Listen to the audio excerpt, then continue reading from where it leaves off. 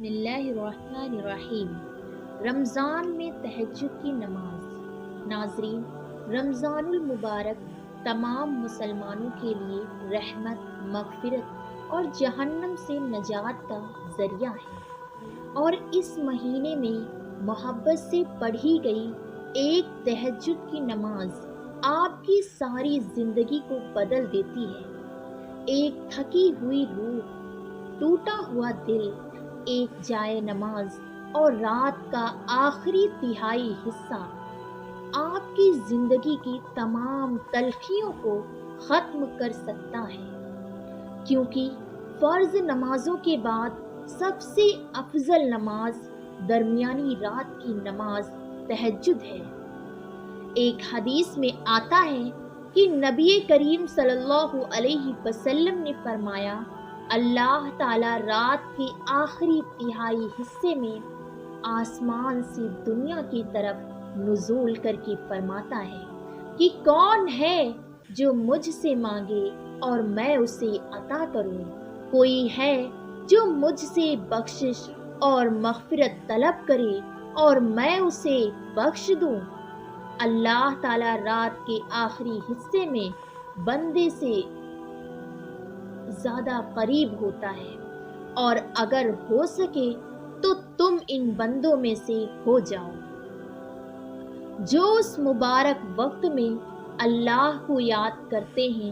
فرض نمازوں کے بعد تہجد ہی وہ واحد نماز ہے جو اللہ سے کن کہلوانے کی طاقت رکھتی ہے، اور تہجد گزار لوگوں کو اللہ بہت پسند کرتا ہے، کیونکہ تہجد اللہ کی لاڈلی عبادت ہے، اور رمضان میں تو یہ اللہ کی اور بھی زیادہ لاڈلی عبادت ہو جاتی ہے۔ ناظرین، تہجد وہ واحد نماز ہے جس کے لیے اذان کی آواز مسجد سے نہیں بلکہ انسان کے دل سے آتی ہے۔ یہ بہت ہی نصیب کی بات ہے کہ جس سے چاہے اللہ تہجد کی دعوت دے۔ چہرے کی نورانیت، دل کا نور، جسم کی راحت، قبر میں ساتھی، نزول رحمت کا ذریعہ، جنت کی چابی، میزانی حساب کا وزن، اللہ کی رضا، جنت کی قیمت اور آگ سے بچنے کا بہترین ذریعہ ہے۔ اگر انسان اللہ سے ملاقات اور اس کے قریب ہونے کی لذت اور خوشی کو جان لے تو اسے اللہ سے دوری پر غم کا محسوس ہوتا ہے۔ تہجد کی دعوت وہ واحد تیر ہے جس کے نشانے کا مقدر خطا نہیں ہوتا، اور تہجد کی دعائیں جب نصیب کے روبرو آ کھڑی ہوتی ہیں تو کچھ بھی ناممکن نہیں رہتا، کیونکہ یہ وہی واحد نماز ہے جو اللہ سے کن کہلوا سکتی ہے۔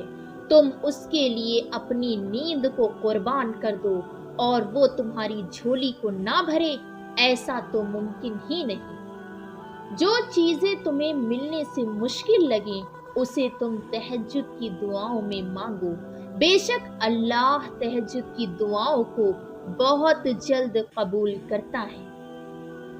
اگر آپ کسی پریشانی یا کسی فکر کی وجہ سے سو نہیں سکتے تو آپ اٹھیں، وضو کریں اور تہجد کی نماز ادا کریں۔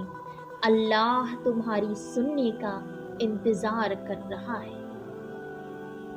تو اللہ تعالیٰ سے فریاد کرو رات کے تاریک ترین اوقات میں، جب دوسرے بہت گہری نیند میں سو رہے ہوں۔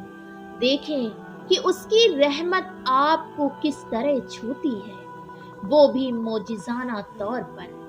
یہ وہ طاقت ہے جو آپ کو حیران کر دے گی کہ اللہ سبحانہ تعالیٰ کی طرف سے دعاؤں کا کتنے حیرت انگیز طور پر جواب دیا جاتا ہے۔ جب اللہ تمہیں معجزوں سے نوازنا چاہتا ہے تب وہ تمہیں تہجد کی لگن لگا دیتا ہے۔ جب اس نے تمہارا نصیب بدلنے کا سوچا ہوتا ہے تب وہ تمہیں تہجد کے سجدے تک لے آتا ہے۔ رات کی خاموشی میں بہنے والے آنسو اللہ کو راضی کر لیتے ہیں۔ پھر اس کے بعد صرف حیران کن معجزات ہوتے ہیں، کیونکہ تہجد ایک تنہائی کی ایسی جادوئی گھڑی ہے جہاں اللہ کی رحمت برستی ہے، اور یہ آپ کی روح کے اندر ایک ایسا نور جلا سکتی ہے جو آپ کو تاریک سے تاریک ترین دور سے دور لے جائے گی۔ رات کے آخری حصے میں اٹھ کر نماز پڑھنے کو تہجد کہتے ہیں۔ یہ نماز سنت تو نہیں، یہ ایسی نفل نماز ہے جو تمام نفل نمازوں میں بڑھ کر ہے۔ قرآن اور حدیث میں اس نماز کا بڑا ہی ثواب ہے۔ رمضان میں تہجد کی نماز خوب پڑھیں۔ اللہ جسے توفیق دے اسے سال کے 12 مہینے میں تہجد کی نماز ضرور پڑھنی چاہیے۔ اگر تمام مہینے تہجد کی پابندی ممکن نہ ہو تو رمضان میں ضرور پڑھ لینی چاہیے۔ ویسے بھی یہ نماز رمضان میں سہولیت کے ساتھ پڑھی جا سکتی ہے۔ تہجد اور سحری کا وقت تقریباً ایک ہی ہوتا ہے۔ اگر سحری کے لیے کچھ دیر پہلے اٹھنے کا معمول بنا لیا جائے تو یہ بآسانی نوافل تہجد ادا کیے جا سکتے ہیں۔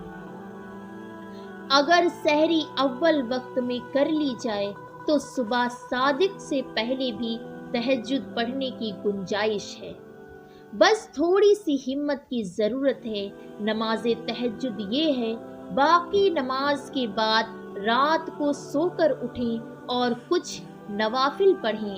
سونے سے پہلے جو بھی نوافل پڑھے جاتے ہیں وہ تہجد میں شمار نہیں ہوں گے۔ سورہ بنی اسرائیل میں اللہ تعالیٰ نے سرکار دو عالم صلی اللہ علیہ وسلم سے خطاب کرتے ہوئے فرمایا، اور کس قدر رات کے آخری حصے میں بھی نماز تہجد پڑھا کریں جو آپ کے لیے جائز چیز ہے۔ امید ہے کہ آپ کا رب آپ کو مقام محمود میں جگہ دے گا۔ حضرت مجد الف ثانی رحمۃ اللہ علیہ نے لکھا ہے کہ اس آیت میں حضرت صلی اللہ علیہ وسلم کو اول نماز تہجد کا حکم دیا گیا، پھر آپ سے مقام محمود یعنی شفاعت کبریٰ کا وعدہ کیا گیا۔ اس سے معلوم ہوتا ہے کہ نماز تہجد کو مقام شفاعت حاصل ہونے میں خاص دخل ہے۔ اللہ کے جو نیک بندے رات کی نیند اور آرام قربان کر کے اپنے رب کی بارگاہ میں نیاز مندی کے ساتھ کھڑے ہوتے ہیں، ان کا ذکر جمیل قرآن کریم میں ان الفاظ کے ساتھ موجود ہے کہ ان کے پہلو خوابگاہوں سے جدا رہتے ہیں اور وہ اپنے رب کو امید اور خوف کے ملے جلے جذبات کے ساتھ پکارتے ہیں۔ علامہ اقبال نے اپنے اس شعر میں اس حقیقت کی طرف اشارہ کیا ہے، واقف ہو اگر لذت بیداری شب سے، اونچی ہے سریا سے بھی یہ خاکی پرسرار۔ کہتے ہیں کہ اگر رات کی آخری پہر فرشتوں کی ڈیوٹی تبدیل ہوتی ہے، اگر انسان مصروف عبادت ہو تو آنے والے فرشتے بھی اور جانے والے فرشتے بھی اس عمل کو نامہ اعمال میں درج کریں گے۔ تو ایسے وقت میں غفلت کی نیند سونے کے بجائے اللہ کی عبادت میں مشغول ہونا زیادہ بہتر ہے۔ نماز تہجد کی حکمت کو سورۃ مزمل میں اللہ پاک نے یوں فرمایا کہ ہم تم پر ایک بار کلام ڈالنے کو ہیں، اس نماز سے نفس کو قابو میں رکھنے اور ناجائز خواہشات پر اڑنے سے روکنے میں بڑی مدد ملتی ہے۔ رات کے وقت عموماً کاموں سے فراغت، گھر شور و شغب سے نجات اور سکون کا ہوتا ہے۔ اس وقت کان بھی ذکر الہی کی طرف توجہ ہوتے ہیں اور دل بھی حاضر ہوتا ہے۔ رات کے وقت تلاوت قرآن زیادہ درست الفاظ کے ساتھ ہو سکتی ہے، اور رات کے آخری حصے میں ہواؤں کا مزاج بدلتا ہے۔ صبح کی فرخت رشت ہوائیں جسم، روح دونوں کے لیے صحت بخش ہوتی ہیں، بشرط کہ یہ بیدار ہو کر ان ہواؤں سے لطف اٹھایا جائے۔ یہ تبھی ممکن ہے جب آپ تہجد کی نماز کے لیے اٹھیں گے۔ تو اٹھو، جنت کے لیے جد و جہد کرو اور اپنی حقیقی گھر کے لیے جد و جہد کرو۔ یہ دنیا کبھی قابل قبول نہیں ہوگی، تو اگر آپ سنجیدہ ہیں کچھ بھی لینے کے لیے تو ہمت مت ہاریں، اپنے آپ کو محنت کریں، دعا کریں اور اس کے لیے تہجد پڑھیں اور اللہ پر بھروسہ کریں، آپ کی دعاؤں کا جواب ضرور ملے گا۔ اللہ جب معجزات کرتا ہے تو آپ کی زندگی پر اور آپ کے ایمان پر بہت اچھا اثر چھوڑتا ہے، اور تہجد گواہی ہے تمہارے خواب پورے ہونے والے ہیں۔ آپ یہ دعویٰ نہیں کر سکتے کہ آپ نے سب کچھ آزمایا ہے۔